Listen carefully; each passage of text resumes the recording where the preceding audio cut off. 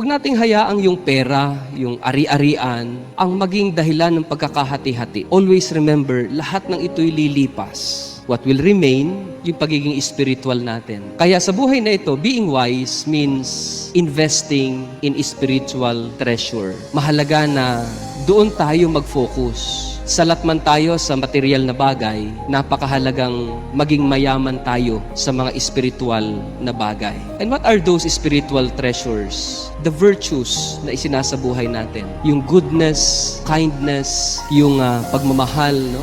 Yung pag-unawa, yung pagpapatawad natin. Those are spiritual treasures na meron tayo na kinakailangang makapag-impok tayo. Yung ating pananampalataya, yung ating pag-asa sa Diyos, at yung pagmamahal natin sa bawat isa. Those are spiritual treasures na ibinibigay sa atin kapag tayo ay naging miyembro ng spiritual family of God.